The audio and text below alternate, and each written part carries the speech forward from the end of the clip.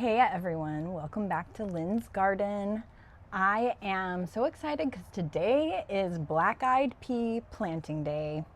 And these are called black-eyed peas, they're sometimes called cowpeas, and they're sometimes called southern peas. But in reality, they're a bean, they're a legume. And not only that, they can fix 5 times more nitrogen than most beans. So they are an amazing cover crop that adds natural fertility to your soil by taking nitrogen from the air and fixing it into the soil. This is very exciting because even if you decide not to eat it, you're helping your soil. And cover is very important in a place like Texas. It's about to get so hot and most of the plants cannot survive. A lot of our natives do, but a lot of foods have a lot of problems. So we're going to be talking about a lot of heat-loving crops that you can plant this summer in your own garden if you live somewhere hot like I do in Central Texas. If you're new to the channel, I'm Lynn. I'm in Austin, Texas, Zone 9A.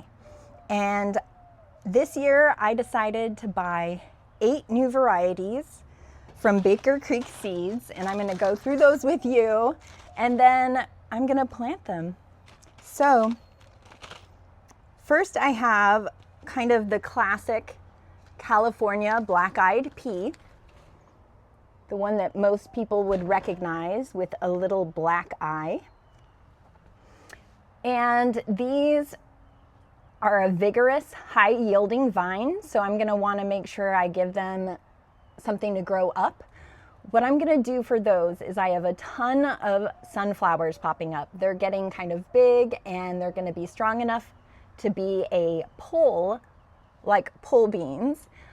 So I'm going to definitely put all my cowpeas around the sunflowers and also along fences and other places that they might be able to have some support. The next one I have is a purple whole pink eye cowpea.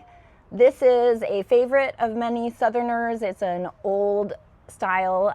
The hulls are purple. So if you can see that, it's got a purple eye or pink eye. Okay, now all of these I'm going to have to soak overnight. So I'll show you how I'm going to do that as well, and I'm actually going to plant them with you tomorrow. Here I have a new one called Clay, and these are all new to me, although because they are from Baker Creek heirloom seeds, they're all heirlooms. They all have a story. They all have a history. This one came from Reverend J.T. Harris in East Texas, whose family has been stewarding this prolific seed, which is a drought-tolerant variety, since the 1860s. Fun. And part of this is a test for me to see which ones grow the best. So far, I've just grown regular black-eyed peas that are the cream with black in the center, and also one called Red Ripper, which I'm going to grow again this year. It's done great, and it's got these little red beans. All right. But yeah, these plants got big. They did amazing. I've saved so many seeds from them. These are just what I have left in the package from last year, or even 2 years ago maybe. The rest of these are new. So this one is called Holstein, and it kind of looks like a cow with its black and white marking. All right.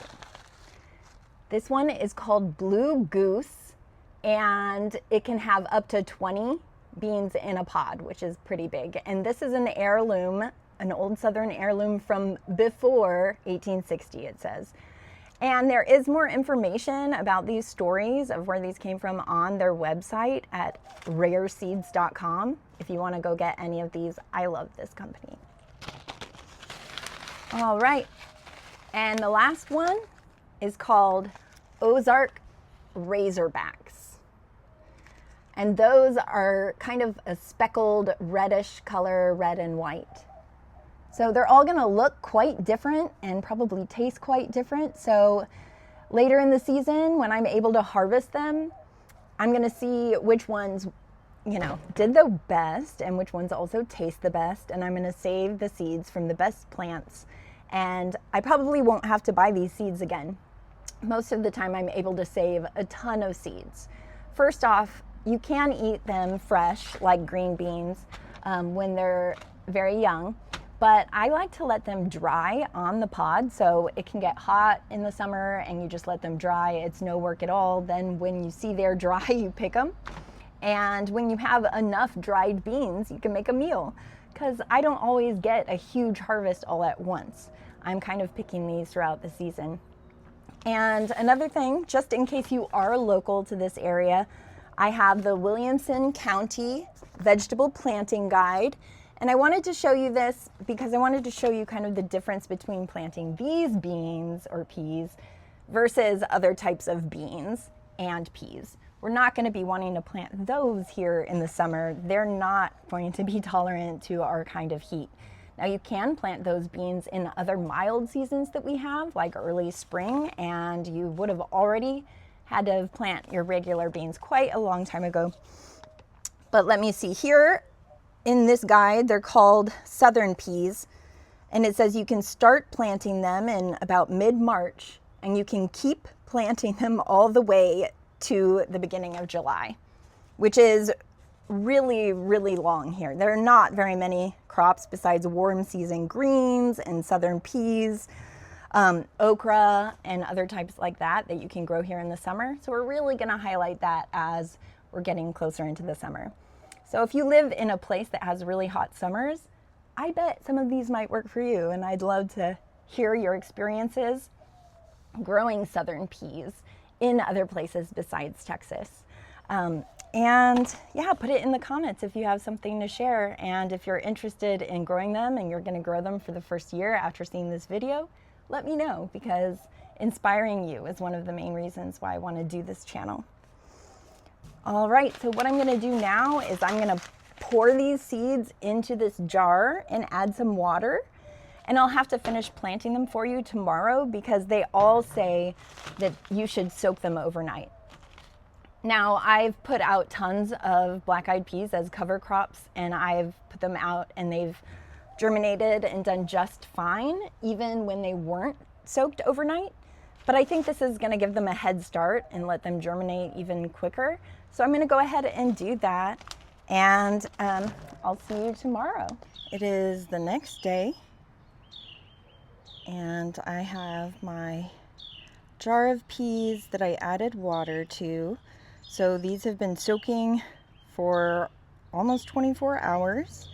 I've got I think I said 8 varieties yesterday, but it's actually 7 varieties right here. And I'm going to plant some for you and show you how I'm going to do that. So first I need my glove. I like to use my kneeling mat, and I'm going to not use the entire jar because I'll probably get them dirty. So I'll start with that many. And now that they are already rehydrated, I'm going to have to plant them all today. So there's no choice unless I want them to go bad. So here I go. I won't make you suffer through watching all of it. I'm just going to show you a few things. So here I'm walking over to the garden where I have a little fence. This is the primary purpose of this fence, is to just keep my dog out because he loves vegetables and he'll eat like anything. And yeah, so this area over here along the fence, I want black-eyed peas everywhere along the fence. And I also see some sunflowers coming up. Those bigger sunflowers that I'm going to let grow large to be a layer of canopy for dappled shade over the summer. And I'm going to use a technique similar to the Three Sisters, where indigenous people from all over would use this to grow corn, to be the trellis or the pole, and then grow beans. Well, corn doesn't grow really well for me here, so I'm going to use sunflowers, and they're going to grow big and strong, and they'll be able to hold the beans that need a little bit of a trellis.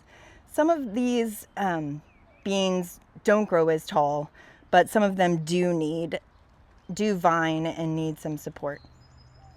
You could also let them just kind of sprawl all over if you want. So the first one I'm going to do is around this sunflower right here. So I'm just going to make a spot.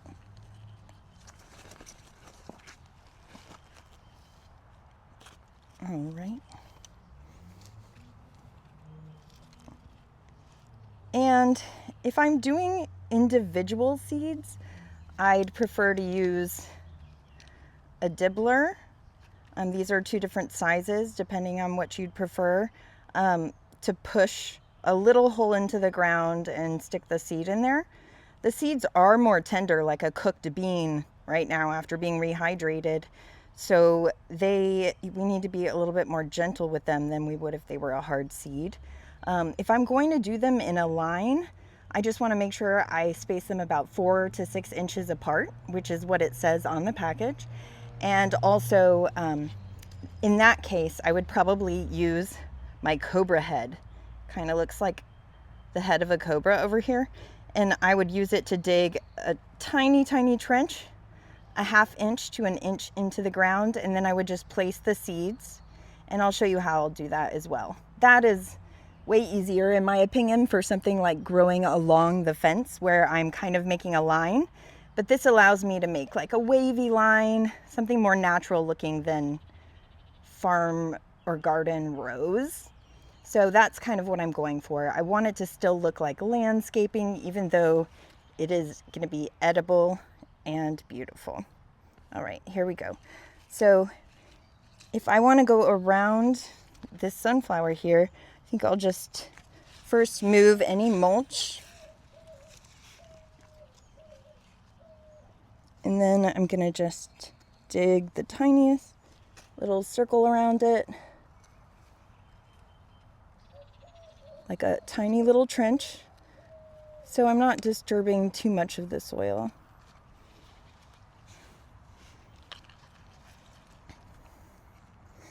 Okay, then, I might overseed it a little bit just to make sure I have a lot working for me.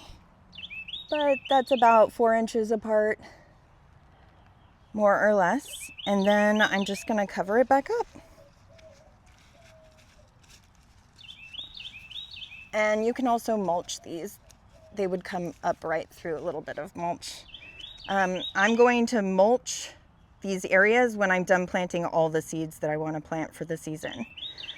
So that's it for now. Now I'm going to go ahead and do one for you along the fence behind me. Just try and turn around.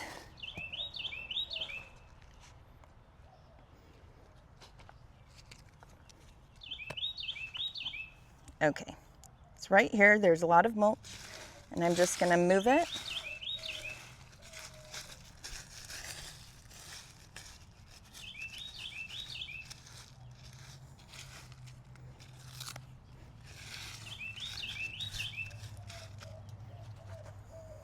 Okay, then I've got my little cobra head, and I'm going to dig my little trench.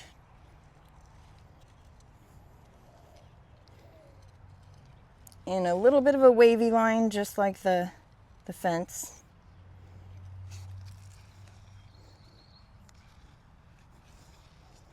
And it rained yesterday. We have tons of moisture in the soil, so I probably won't need to I might put a little bit of water on top to help get some soil connection with the seeds, but there's so much moisture in the ground right now. It's a really great time to be planting my seeds.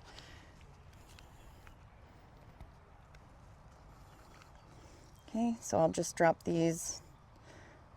I'm planting a little bit closer than 4 inches because they might not all come up.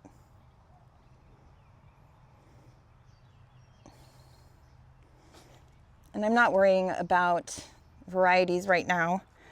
I will figure out what they are after they start to grow. Okay, so then I'm just going to close that back up.